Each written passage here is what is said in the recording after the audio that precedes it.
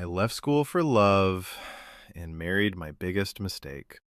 There was a time when Amina believed love sounded like promises spoken in a confident voice, the kind that wrapped itself around your doubts and softened them until they felt small and unimportant. She met Daniel when she was still in high school, her world not yet fully formed, her dreams still soft clay waiting for shape. He was older, already established, living in a quiet suburban neighborhood where the houses stood in neat rows like disciplined soldiers, each one whispering of stability, success, and a future that looked certain. To a girl who had grown up with uncertainty, that kind of life shimmered like something sacred. He spoke of marriage, of comfort, of a life where she would never have to struggle again, and his words fell into her heart like seeds in fertile soil. When her teachers urged her to stay in school, when distant relatives warned her that she was too young, too unprepared, she heard them but did not listen. Love, she thought, was a path you followed without hesitation, and Daniel stood at the end of it, hand extended, promising everything she had ever longed for. The wedding was small but filled with the kind of hopeful energy that makes even uncertain decisions feel right for a moment. Amina stepped into her new life with a nervous excitement, leaving behind her books, her uniform, and the unfinished version of herself that had once imagined a different future. At first, Daniel was attentive, even tender in a way that made her feel chosen, as though she had been lifted out of an ordinary life and placed gently into something extraordinary. The house became her world, its walls both shelter and boundary, and she poured herself into it with quiet devotion. She learned his routines, memorized his preferences, shaped her days around his comfort. When he came home, she greeted him with warmth, hoping each small act of care would deepen the bond between them. In those early days, she believed she had made the right choice, that love, once planted, would naturally grow into something enduring and kind. But love, when rooted in imbalance, begins to shift in ways that are almost invisible at first. Daniel's tone changed gradually, his warmth cooling into something more distant, more expectant.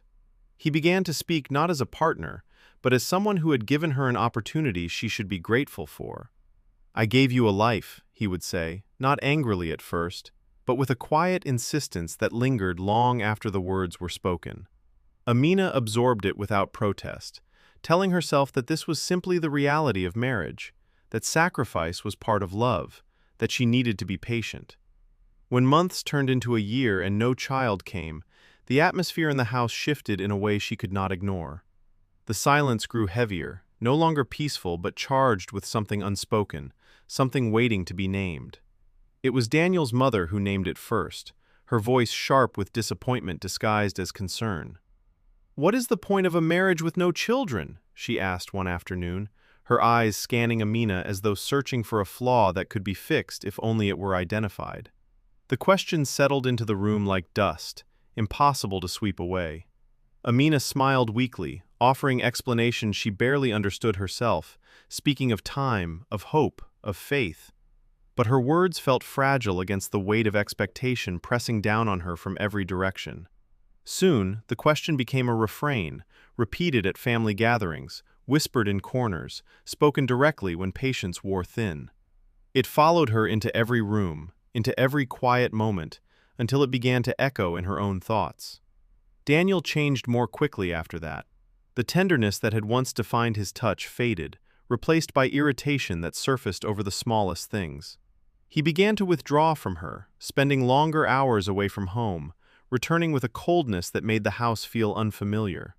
When he spoke, his words carried an edge that cut deeper than he seemed to realize, or perhaps deeper than he cared to acknowledge. "Other men have children," he said once, his voice laced with frustration. "What am I supposed to do with this?" He did not look at her when he said it, as though she were not a person, but a problem he could not solve. Amina felt something inside her shrink, a quiet part of her that had once believed she was enough simply for being herself. The years stretched forward, each one marked by the same cycle of hope and disappointment. Visits to doctors, whispered prayers, nights spent staring at the ceiling while Daniel slept with his back turned. Amina blamed herself because it was easier than questioning the narrative that had been built around her. She adjusted her diet, followed advice from relatives, endured remedies that ranged from uncomfortable to painful, all in the desperate hope that she might finally give Daniel what he seemed to value above all else. But nothing changed, and with each passing year, the weight of her perceived failure grew heavier, settling into her bones until it felt like a permanent part of her. What made her isolation more complete was the absence of any refuge beyond that house. Her parents had passed away years before, leaving behind memories that now felt like distant echoes of a time when she had been loved without condition. There were no siblings to turn to, no close friends she had maintained after leaving school, no one who could look at her and remind her of who she had once been. Daniel's world had become her world, and within it, she found herself shrinking, her identity dissolving into the role she could not fulfill. The house, once a symbol of stability, became a quiet prison, its neat suburban exterior hiding the loneliness that filled its rooms. It was on an ordinary afternoon, one that began like countless others, that something unexpected shifted the course of her life. Amina had gone to a small community clinic, not out of hope but out of habit, seeking yet another opinion that might explain what she had begun to accept as an unchangeable truth. The waiting room was modest, filled with the soft hum of conversation and the faint scent of antiseptic.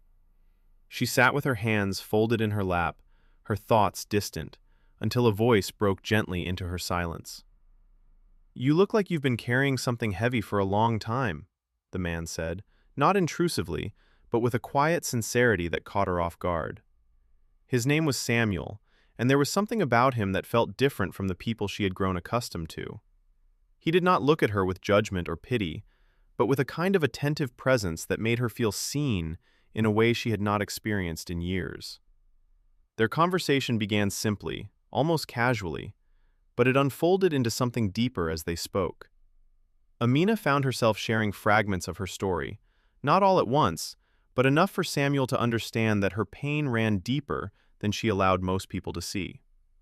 He listened without interrupting, without offering immediate solutions, as though her words deserved space rather than correction. What began as a chance meeting turned into a series of encounters that felt less like coincidence and more like a quiet unfolding of something necessary. Samuel became a steady presence in her life, someone who spoke to her not as a failure, but as a person with value beyond the expectations placed upon her. He asked about her past, about her dreams, about the things she had once wanted before her life had narrowed into its current shape. At first, Amina struggled to answer, her sense of self so diminished that she could barely recall what it felt like to want anything for herself. But slowly, under his patient encouragement, those buried parts of her began to stir. The realization that her life did not have to remain as it was came not as a sudden revelation, but as a gradual awakening. Samuel never told her to leave Daniel, never pushed her toward a decision she was not ready to make. Instead, he offered her something far more powerful, the understanding that she deserved more than the life she had accepted.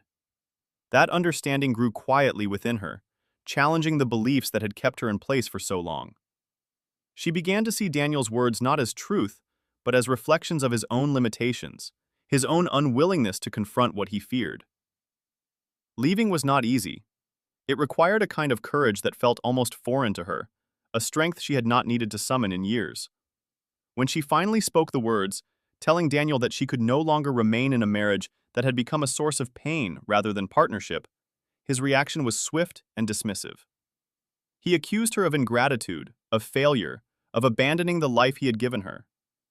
But for the first time, his words did not settle into her as truth. They passed over her, leaving behind a strange but growing sense of clarity. She walked away with little more than her belongings and the fragile hope that she was making the right choice. Life after leaving Daniel was uncertain, but it was also filled with a quiet sense of possibility. Samuel stood by her, not as a savior, but as a partner, someone who supported her as she began to rebuild herself piece by piece. He encouraged her to return to her education, to reclaim the parts of her life she had left behind. Their relationship grew slowly, rooted in mutual respect and genuine care. And when they eventually married, it was not out of necessity or illusion, but out of a shared understanding of what love could be when it was nurtured properly. The discovery of her pregnancy came as something almost unbelievable, a moment so profound that it felt like the world itself had paused to acknowledge it. Amina held the test in her hands, her heart racing, her mind struggling to reconcile this new reality with the years of disappointment that had preceded it. When she told Samuel, his reaction was not one of surprise, but of quiet joy, as though he had always believed this moment was possible for her. The truth that followed, confirmed by medical evaluation, was both liberating and painful in its own way. There had never been anything wrong with her. The years of blame, the accusations, the silent suffering, all traced back to a truth Daniel had been unwilling to face. In time, word reached Daniel, carried through the same social circles that had once whispered about Amina's inability to bear a child. The revelation that she had moved on, that she was building a life beyond him, that she was expecting a child, struck at the foundation of the narrative he had constructed. For a man who had built his identity on control and perception, the truth was a mirror he could not easily turn away from. The quiet judgment of others replaced the certainty he had once carried, and for the first time, he was forced to confront the possibility that the failure he had attributed to Amina had never been hers to carry. Amina's life, once defined by absence and expectation, transformed into something fuller, richer, grounded in a sense of self she had fought to reclaim. The child she carried became not just a symbol of what she had been denied, but of what she had gained, a future shaped not by the limitations of others, but by her own choices. She held on to that future with a quiet determination, knowing that the path she had taken to reach it had been long and painful, but ultimately necessary. In the end, the justice she received was not loud or vengeful, but deeply personal. It lived in the life she built, in the love she found, in the truth that finally surfaced after years of being buried. It lived in the child she would hold, a reminder that her worth had never been defined by the accusations placed upon her. And as she stood in that new chapter of her life, she understood something she had not known before, that sometimes the most powerful endings are not those that punish the past, but those that rise beyond it, carrying forward only what is needed to begin again.